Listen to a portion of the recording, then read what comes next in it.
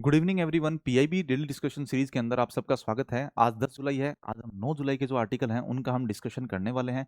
और आप सबको पता है कि हमारी टेलीग्राम आईडी है study eyes with Dharmendra Jakhar. यहाँ पे आप जाके चेक कर सकते हो, पीडीएफ डाउनलोड कर सकते हो। और उसके अलावा जैसे हम क्या है कि एक दिन पहले के आर्टिकल हैं उन्हीं को ही कवर करते हैं, क्योंकि आज दोपहर तक भी कुछ कुछ आर्टिकल थे तो उनको हिंदी के अंदर ट्रांसलेट करने के अंदर उनको टाइम लग जाता है। तो पीआईबी वाले होते हैं तो इनके उनके मतलब ऑफिशियल वेबसाइट के ऊपर अपलोड नहीं होती हैं सारी हिंदी वाली जो न्यूज़ लेटर होते हैं। तो इसलिए कि मेरे को जो स्क्रीनशॉट लगाने होते हैं वो नहीं लगा पाऊंगा।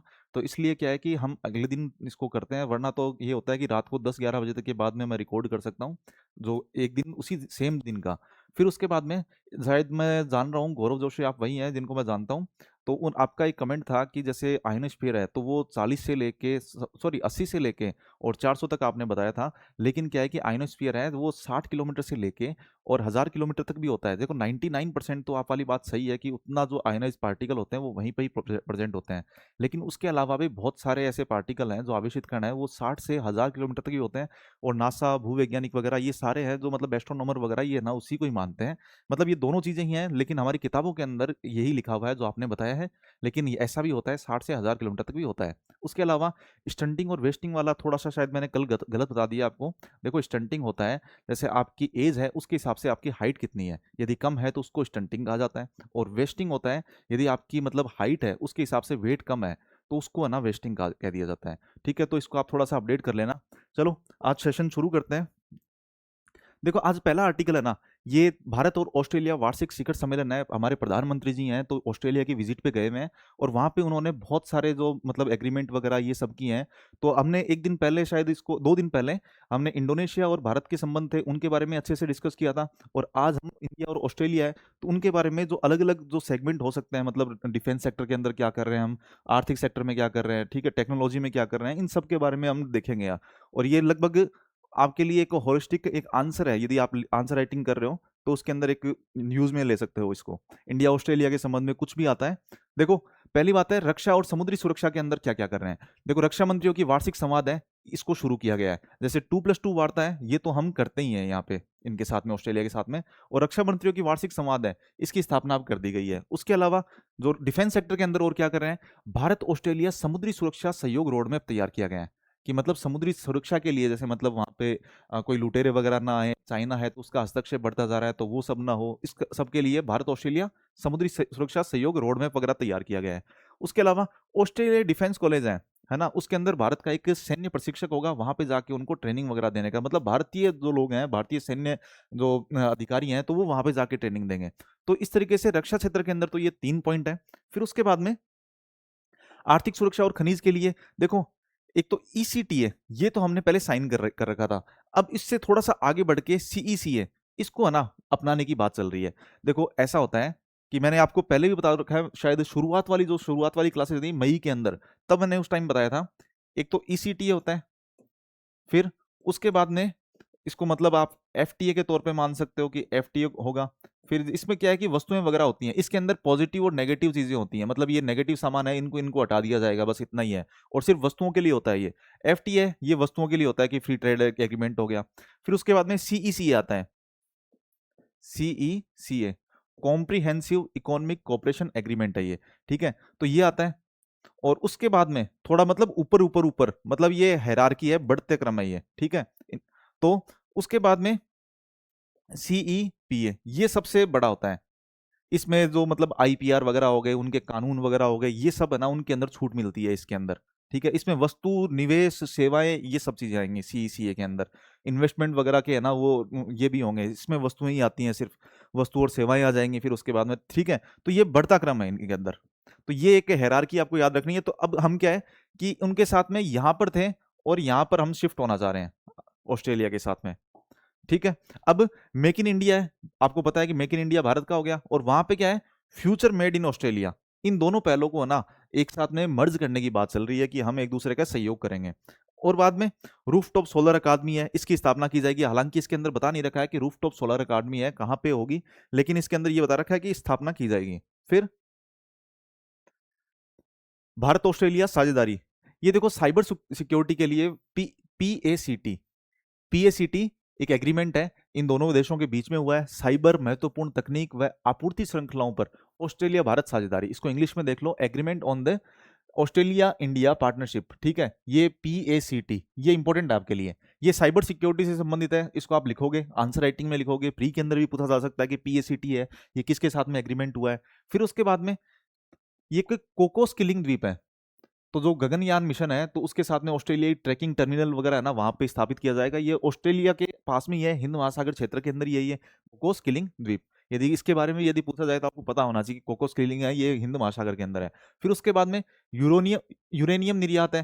देखो कि मतलब जो सुरक्षित तरीके से, मतलब कि परमाणु ऊर्जा वगैरह ये ना, इन्हीं के लिए ही है ना, ये यूरेनियम है, ये निर्यात ऑस्ट्रेलिया करेगा। लेकिन जैसे परमाणु बम वगैरह ये जो मतलब रक्षा क्षेत्र के अंदर है, उसके अंदर हम यूज नहीं ले सकते इसको। तो ये निर्यात, यूरेनियम निर्यात हो गया, ठीक है। फिर शिक्षा और कौशल और सांस्कृतिक, शिक्षा कौशल और सांस्कृतिक संबंध के अंदर क्या क्या कर रहे हैं, एक तो मैत्री अनुदान है, इनके रिलेशन वगैरह बढ़ाने के लिए इतने मिलियन डॉलर की स्थापना की गई है, मैत्री अनुदान आप लिख सकते हो सिर्फ। फिर यहाँ वहाँ की एक फ्लिंडर्स यूनिवर्सिटी है और विक्टोरिया यूनिवर्सिटी है, वो यहाँ पे आएंगे इंडिया के अंदर, शिक्षा मतलब उनकी यूनिवर्सिटी ये यहाँ पे आने वाली है। उसके बाद में ये देखो, ये प्री के लिए इंपॉर्टेंट है, बहुत ज्यादा इंपॉर्टेंट है, खनन कौशल हेतु राष्ट्रीय उत्कृष्टता केंद्र, ठीक है, खनन कौशल के लिए एक राष्ट्रीय उत्कृष्टता केंद्र है, तो ये भुवनेश्वर के अंदर खोला जाएगा, ठीक है। इसके बीच में, इन दोनों देशों के बीच में समझौता हुआ है। बाद में अब उन्होंने मतलब UN के अंदर सुधार के लिए हमारे साथ में एग्रीमेंट वगैरह किया है कि UN के हमारा साथ दिया है, मतलब वैसे एग्रीमेंट वगैरह कुछ नहीं है, समर्थन दिया है। और हम दोनों जो भारत और ऑस्ट्रेलिया है, कौन कौन से वैश्विक समूह है उनके हम भागीदार हैं। एक तो क्वाड हो गया, एक इंडियन ओशन ड्रीम एसोसिएशन हो गया, और एक हम कल देखा था हमने इंडिया और ऑस्ट्रेलिया साथ में इंडोनेशिया, ये परसों देखा था हमने, तो ये त्रिपक्षीय तंत्र था। ये तीन चीजों के अंदर भागीदार है। उसके अलावा भी जैसे मतलब आसियान वगैरह है, तो उसके अंदर भी ऑस्ट्रेलिया भागीदारी करता है। तो ये सारी चीजें आप लिख सकते हो कि ऑस्ट्रेलिया और हमारी भागीदारी कितनी है।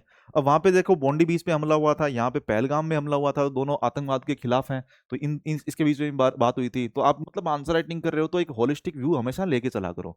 तो अब देखो आगे, ये हमारे आंसर राइटिंग बैच है, हिंदी लिटरेचर का है और GS ऑप्शनल का है, ये आप ज्वाइन कर सकते हो। ये हमारी स्टडी विद डीजे ऐप है, स्टडी विद डीजे ऐप है हमारी, यहाँ पे जाके आप ज्वाइन कर सकते हो। फिर उसके बाद में देखो 6 महीने की लाइव आंसर राइटिंग है, ये धर्मेंद्र जाखड़ सर करवा रहे हैं अभी, लगभग 2 सब्जेक्ट हैं वो कंप्लीट हो चुके हैं। और उसके अलावा 300 PYQ है, नए क्वेश्चन भी आपको ऐड करवाए जा रहे हैं, टेस्ट सीरीज वगैरह भी होगी, सारी चीजें आपको मेंटरशिप के तौर पे करवाई जाएंगी। और आपकी आंसर कॉपी है तो वो ऑडियो फीडबैक के थ्रू है ना, धर्मेंद्र सर बात करके आपको बताएंगे कि क्या क्या गलतियां कर रहे हो आप, ठीक है। तो आप इसको और इसको कहीं से भी ज्वाइन कर सकते हो, मतलब किसी को भी ज्वाइन कर सकते हो स्टडी विद डीजे ऐप पे जाके। और कोई आपको डाउट है तो ये 2 नंबर हैं, यहाँ पे आप जाके कॉल कर सकते हो यदि कोई डाउट है तो आपको, ठीक है। तो अब आगे चलते हैं। देखो दूरसंचार विभाग है, डिपार्टमेंट ऑफ टेलीकम्युनिकेशन है, तो इसने क्या है, एक WSIS पुरस्कार है 2026, इससे इसको सम्मानित किया गया है। तो ये क्या है, किसके बारे में है, ये हम देख लेते हैं।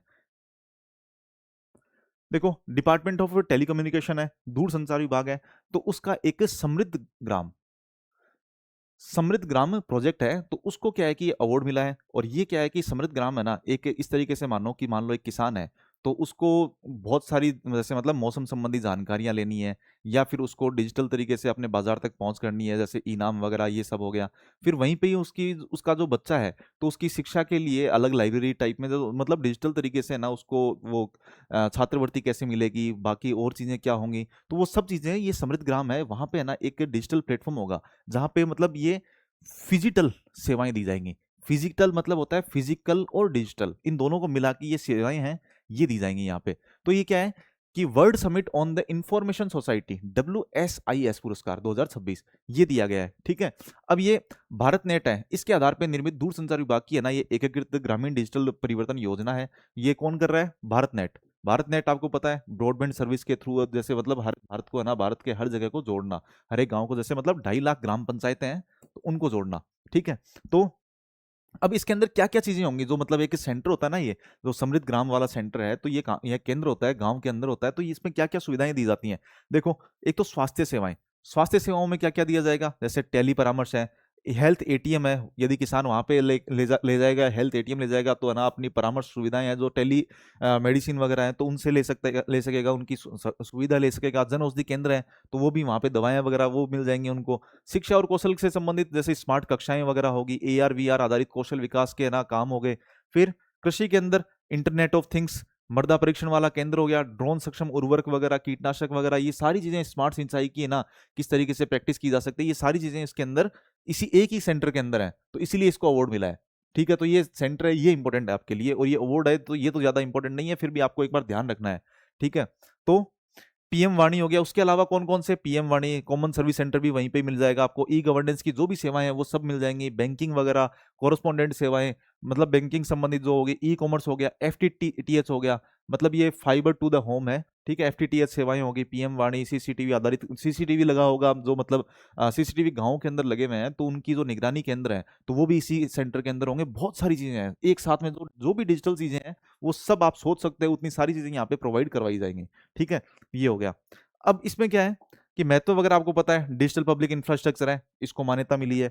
फिर भारत नेट की सफलता इससे हो रही है, एसडीजी लक्ष्य की प्राप्ति हम कर पा रहे हैं, डिजिटल डिवाइड को हम दूर कर पा रहे हैं, क्योंकि शहरों की बजाय हम गाँव के अंदर भी डिजिटल सुविधाएं प्रोवाइड करवा रहे हैं। तो आपको ये कीवर्ड याद रखना है, फिजिटल। ठीक है, फिजिकल प्लस डिजिटल, ये आप इंग्लिश में देख सकते हो।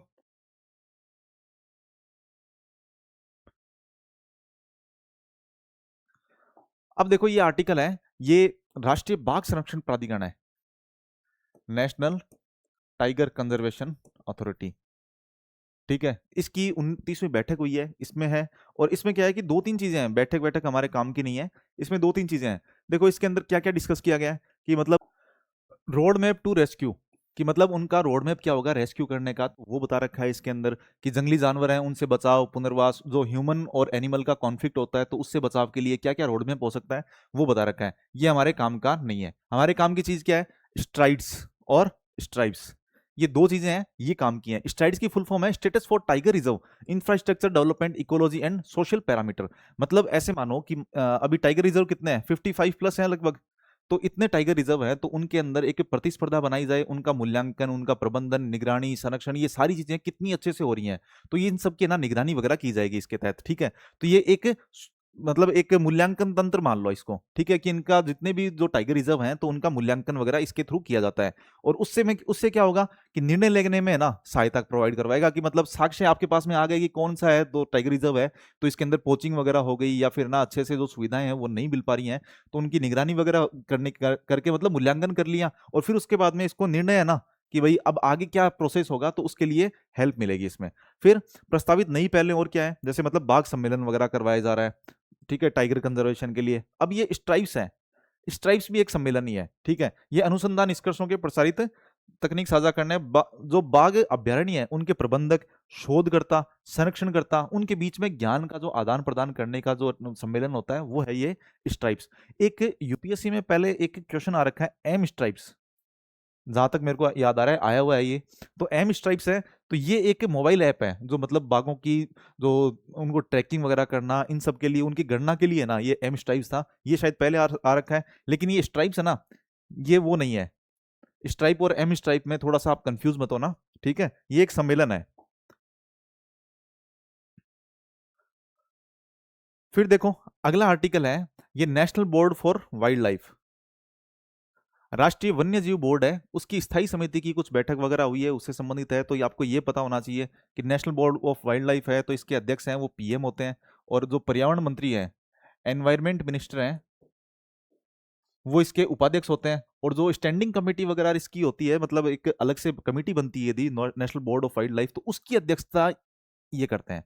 ठीक है, एनवायरमेंट मिनिस्टर हैं वो करते हैं, थोड़ा सा कंफ्यूज नहीं होना है यहाँ पे।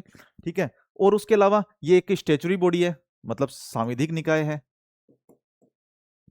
वाइल्ड लाइफ एक्ट 1972 का है ना, उसके तहत इसको बनाया गया था। बस ये चीजें तो आपको इसके बारे में जाननी है। फिर इसके अंदर क्या दे रखा है, देखो कुछ स्पीसीज हैं उनके बारे में बता रखा है, जैसे एक सींग वाला गेंडा, वन हॉर्न राइनो, तो इसके बारे में बता रखा है। ये आपको पता है कि असम के काजीरंगा के अंदर इनकी बहुत ज्यादा संख्या पाई जाती है, और ये वल्नरेबल है। एक बार आप चेक कर लेना वापस, वल्नरेबल ही है जहां तक है, और आईयूसीएन का स्टेटस होता है ये। ठीक है, फिर राइनो डीएनए इंडेक्सिंग सिस्टम, ये इस पे विचार की बात चल रही है। इससे क्या होगा कि राइनो डीएनए इंडेक्सिंग, एक डीएनए की है ना सीक्वेंसिंग टाइप में बनाई जाएगी कि उनकी जो राइनोज हैं, जो गैंडे हैं, तो उनकी है ना एक अलग से, जैसे मतलब वो उनके जो पूर्वज थे वो कौन थे, उनकी है ना, जैसे मतलब कोई पोचिंग वगैरह हो रही है, मान लो कि कोई अवैध शिकार हो रहा है, तो वो कहाँ पे हुआ है, कहाँ का ये राइनो था, जैसे मान लो कि ऑस्ट्रेलिया के अंदर या फिर है ना जर्मनी के अंदर कहीं पे भी है ना उस राइनो को लेके जाया जा रहा है, या उसका कोई भी पार्ट है, मान लो उसके सींग वगैरह हैं, तो यदि वो भी लेके जाए जा रहे हैं तो उसका एक कहाँ से, मतलब उसका जो हैबिटेट था, जो गैंडा है वो कहाँ से है ना उसकी पोचिंग होके आई है, उसका पता चल सके। इसके लिए क्या है, राइनो डीएनए इंडेक्सिंग सिस्टम ये है। फिर उसके बाद में ग्रेट इंडियन बस्टर्ड है, इसके बारे में भी बता रखा है कुछ की प्रजाति के लिए भविष्य की संरक्षण की इसकी मतलब रणनीति वगैरह की गई है। तो ये क्रिटिकली एंडेंजर्ड है, इसके बारे में हम पहले चर्चा कर चुके हैं। फिर पिग्मी हो गए, तो पिग्मी होगा आपको पता है कि जैसे असम के अंदर है ये, और आयुसीएन की स्टेटस है इसका, इसका स्टेटस शायद एंडेंजर्ड है अभी, ठीक है, ये आप चेक कर लेना दोनों, वल्नरेबल वाला ये तो पक्का है, ठीक है। तो पिग्मी हो गए, तो पिग्मी हो गए असम के अंदर मिलता है, और ये एक सुअर की छोटी सी, छोटा सुअर होता है, पिग्मी मतलब छोटा, ठीक है, मतलब होग टाइप में ये प्रजाति है, पिग्मी मतलब पिग से बना हुआ है ये।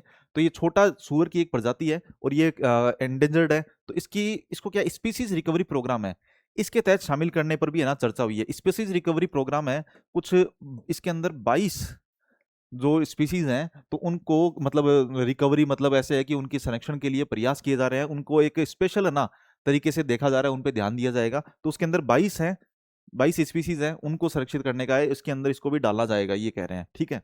अब वैज्ञानिक प्रकाशन वगैरह ये हमारे काम के नहीं है, ये आपको 3 चीजें देखनी थी, one horn rhino, great Indian bustard और पिग्मी होग। और उसके अलावा आपने देख लिया कि ये स्पीसीज रिकवरी प्रोग्राम है, ये क्या होता है। देखो ये छोटी सी न्यूज़ है, इसके अंदर ज़्यादा कुछ नहीं है। देखो एक न्यूज़ देख लेना आप कि डीएफएस है, बीमा वगैरह ये ऐसे कुछ है, इसको दूसरा स्थान मिला है, ये हमारे काम का नहीं है। इसमें इसमें क्या है, जीआरएआई, ये काम का है। जीआरएआई की फुल फॉर्म इसमें दे नहीं रखी क्या।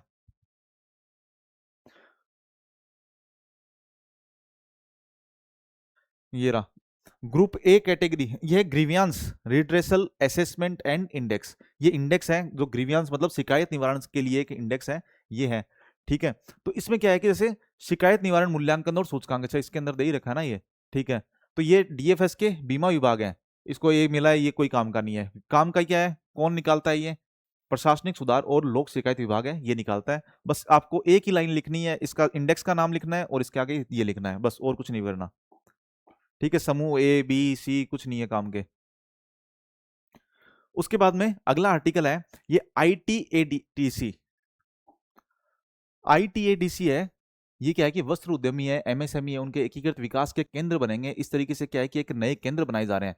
पहले क्या होता था कि जो पावरलूम सेक्टर है, तो उसके अंदर पुराने केंद्र वगैरह थे, उनके अंदर टेक्नोलॉजी कम होती थी, या फिर उनके लिए मशीनीकृत है ना उनको कम किया गया था। उसकी बजाय अब नए तरीके से उन केंद्रों को विकास किया जाएगा, और उसका नाम लिखा है आईटीएडीसी, ठीक है। और इसके अंदर और क्या है देख लेते हैं हम। देखो आईटीएडीसी है, इसका फुल फॉर्म है integrated textile apparel development centre, कि मतलब जो टेक्सटाइल सेक्टर है, तो उसके लिए है ना एक नए केंद्र वगैरह बनाए जाएंगे। पहले क्या था, पावरलूम सेवा केंद्र थे, उनको है ना पुनर्गठित किया जाएगा। पावरलूम सेक्टर के जो सेवा केंद्र थे उनको पुनर्गठित करके, और एकीकृत वस्त्र और परिधान विकास केंद्र इसके रूप में ना विस्थापित किया जाएगा इनको। इससे क्या है कि मतलब वस्त्र उद्यमी है ना, उनको एमएसएमई हितधारक के लिए ना वन स्टॉप है ना, एक विंडो वगैरह ऐसी हो जाएगी इनके लिए। तो ये हो गया। अब इसके अंदर कौन कौन सी सेवाएं प्रदान की जाएंगी, ठीक है। जो मतलब पावरलूम सेक्टर है या वस्त्र उद्योग है, उसके लिए ना कौन कौन सी किए जाएंगे, जैसे कौशल विकास करवाया जाएगा, उनका परीक्षण किया जाएगा, डिजाइन वगैरह के लिए सहायता दी जाएगी। प्रौद्योगिकी है तो उसके अंदर हेल्प होगी, उद्यमिता का विकास किया जाएगा, संस्थागत उनको ऋण वगैरह की सुविधाएं, जितने भी आप सोच सकते हो वो सारी चीजें होंगी। लेकिन आपको मेंस के लिए ना ये सारी चीजें लिखनी होंगी। जैसे मेंस के लिए एक दो चीजें और जोड़ सकते हो आप, जैसे पीएम मित्रा है, ये स्कीम आपको पता है। एक 5F, ये कई बार बता चुका हूं मैं 5F के बारे में। तो पीएम मित्रा पार्क है, कौन से कितने पार्क बनाए जाएंगे, 7 वस्त्र उद्योग के लिए। कुछ भी क्वेश्चन आता है तो ये दो चीजें आप साथ में लिख सकते हो। उसके अलावा ये सेंटर के बारे में लिख सकते हो आप, ठीक है। और सेवाएं कौन कौन सी, निर्यात संवर्धन वगैरह, ई कॉमर्स बाजार के साथ में। और उसके अलावा जैसे मतलब कोई प्राकृतिक रेशे हैं, तो जैसे बांस हो गया, भांग हो गया, पटसर हो गया, इनसे भी है ना बनाए जाएंगे ये प्राकृतिक रेशे। तो इन सब के लिए ना उनको व्यवसायीकरण को बढ़ावा देने के लिए हेल्प मिलेगी। उसके बाद में संशोधित प्रौद्योगिकी उन्नयन निधि योजना, ये भी एक स्कीम है, इसके तहत ही चलाई जा रही है। जैसे इसमें क्या है कि वस्त्र उद्योग के ना जो आधुनिकीकरण किया जाएगा, उनकी जो मतलब मशीनें हैं, तो उनको आधुनिकीकरण करने के लिए ये स्कीम है, संशोधित प्रौद्योगिकी उन्नयन निधि योजना। बस आपको इतना ही ध्यान रखना है, इसके बारे में ज्यादा ध्यान नहीं देना इसको। अब देखो, इस योजना से क्या है कि मल्टीप्लायर इफेक्ट ना ये आएगा कि मतलब 1 करोड़ यदि आप है ना उसके अंदर इन्वेस्ट कर रहे हो, तो 19 करोड़ है ना निजी लोग हैं तो वो भी इन्वेस्ट करेंगे। इससे क्या है कि मल्टीप्लायर इफेक्ट होगा, लोगों को रोजगार मिलेगा। इस सब योजनाओं से ये इफेक्ट हो रहा है। तो उन्होंने एक असेसमेंट किया है, उसके बारे में है। और एक केपीआई पोर्टल है, मतलब ये कि जो आईटीएडीसी है ना, जो केंद्र वगैरह बनेंगे तो उनको कैसा प्रदर्शन कर रहे हैं, तो उनके मूल्यांकन के लिए एक केपीआई पोर्टल है, इसको भी लॉन्च किया गया है। ठीक है, तो इसका भी उद्घाटन कर दिया, बस यही है। प्रमुख प्रदर्शन संकेतक, इसको कहते हैं की परफॉर्मेंस इंडेक्स। ठीक है, अब देखो ये लास्ट आर्टिकल है, आज कम ही आर्टिकल थे। कृषि यांत्रिकीकरण पर सबमिशन। ठीक है, तो ये देखो, सबमिशन ऑन एग्रीकल्चर मैकेनाइजेशन, कि कृषि क्षेत्र के अंदर जो मशीनीकरण है वो कैसे लाया जाए। जैसे छोटे जो कृषक होते हैं, जिनकी मतलब 2 हेक्टेयर से कम है ना जमीन होती है, तो उनके लिए किस तरीके से यंत्रीकरण है। तो वो खुद का खरीदेंगे तो इतना ज्यादा है ना, उनके मतलब खरीदने के लिए वो वैसे सक्षम भी नहीं होंगे। और उनको थोड़ी सी एरिया के अंदर चलानी है तो इतना नहीं है, वो किराए पे लाके और अपना काम चला सकते हैं। उसके लिए बहुत सारी ये स्कीम चलाई थी, और इसके अंदर कौन कौन से जो सब पार्ट हैं वो बता रखे हैं। जैसे देखो, पहली बात तो है 2014-15 के अंदर क्या है, राष्ट्रीय कृषि विकास योजना थी। तो इसके तहत है ना इसको शुरू किया गया था। ये आपको ध्यान रखना, एक एक चीज इंपॉर्टेंट है, पीआईबी बैकग्राउंड की न्यूज है, और इसी के अंदर से छोटी छोटी चीजें है ना उठा के पूछी जाती हैं। तो पहली बात तो है आरकेवीवाई, ये आप नोट्स के अंदर भी लिखोगे। फिर उसके बाद में राजनीतिक संबंध, रणनीतिक संबंध स्तंभ क्या है कि वित्तीय सहायता, वित्तीय सहायता दी जाएगी इसके अंदर। डीबीटी से है ना उपकरणों की खरीद पर सब्सिडी। पहली बात तो कि यदि आप है ना उपकरण वगैरह खरीदने के लिए सब्सिडी चाहिए तो वो दी जाएगी। यदि आप वहां पे मतलब खरीदने लायक नहीं हो, छोटे किसान हो, तो आपको है ना हायरिंग के लिए कस्टमर हायरिंग सेंटर होते हैं, तो वहां पे जाके आप है ना उनको किराए पे भी ले सकते हो। फिर देखो, सामान्य लोग होते हैं ना, उनके लिए तो 40% तक सब्सिडी है, और SC ST महिलाएं हैं तो उनके लिए 50% तक होती है। ठीक है, और नॉर्थ ईस्ट वाले जो किसान हैं उनके लिए भी। ये सारी चीजें जो मैंने हाईलाइट कर रखी हैं वो लिखनी है आपको। ठीक है, और मैं गोला लगा रहा हूँ वो भी। तो रणनीतिक स्तंभ वगैरह इस पे तो मत करना। फिर देखो, customer hiring centre, custom hiring centre है, जो छोटे किसान है उनके किराए पे मशीनें उपलब्ध करवा दी जाएंगी। फिर फार्म मशीनरी बैंक है, जो सेल्फ हेल्प ग्रुप है, FPO है, इन सब के लिए क्या है कि मशीन खरीदने के लिए ना 80 से 90% की ना इनको सहायता दी जाएगी। और हाईटेक इक्विपमेंट हब, जो मतलब हाईटेक वाली जो मशीनें होगी, जैसे मतलब ड्रोन वगैरह हो गए, उर्वरक छिड़कने करने के लिए, ये सब हो गए, तो उनके लिए भी है ना पहुंच आसान बना दी गई है। और पूर्वोत्तर क्षेत्र पर विकास किया गया है, जैसे मतलब लघु कृषि मशीनें हैं, छोटी कृषि मशीनें, उन पे तो 100%। और जो छोट थोड़ी और बड़ी है, जैसे मतलब FMB है, FMB मतलब ये फार्म मशीनरी बैंक वाले। ठीक है, इनको क्या है कि 95% तक, जो सेल्फ हेल्प ग्रुप वगैरह है, ये FPO है, तो इनको 95% तक है ना सब्सिडी दे रही है सरकार। ठीक है, तो ये सारी चीजें आपको लिखना है। उसके बाद में उपलब्धियां वगैरह क्या है, ये हमारे काम की नहीं है। आगे ड्रोन आधारित कृषि, इसको भी ना शामिल कर लिया गया है, कि जैसे ड्रोन खरीदा है तो FPO को 75%, और उसके अलावा कितना 10 लाख तक यदि 100%, जो ICR है, जो मतलब पात्र कृषि संस्थान है, उनको है ना 10 लाख तक 100% का अनुदान दिया जा रहा है। ये इतना ज्यादा डेटा वगैरह इतना याद मत रखना, बस आप ऊपर वाले स्पेशली ध्यान रखना। एक 30% महिला किसानों के लिए निर्धारित की गई है। कुल आवंटित जितनी भी राशि होगी ना, उसका 30% है महिला किसानों को दिया जाएगा। ये वाला इंपॉर्टेंट है, ये भी आप लिखोगे बस। तो ये काफी सारी जो इंपॉर्टेंट चीजें थी, एक ही जो स्कीम है इसके अंदर आपको मिल गई है, और इसके बारे में पूछा जा सकता है। ये इंग्लिश में है, आप देख सकते हो।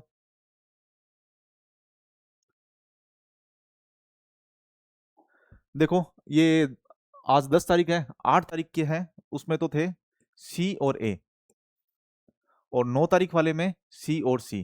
ये आप मिला लेना, आपके आंसर। और ये 2 क्वेश्चन है, मैं थोड़ा हट के दिखा देता हूँ आपको, आराम से दिख जाए। आप पॉज करके इसका आंसर लिखना। ठीक है, ये 2 क्वेश्चन है, और ये मेंस का क्वेश्चन है। ठीक है, आज सेशन यहीं समाप्त करते हैं। Thank you. और हाँ, हमारा सैटरडे संडे है वो ऑफ रहेगा, तो ये आपको ध्यान रखना है। ठीक है, हम सीधा मंडे को मिलेंगे अब। चलिए।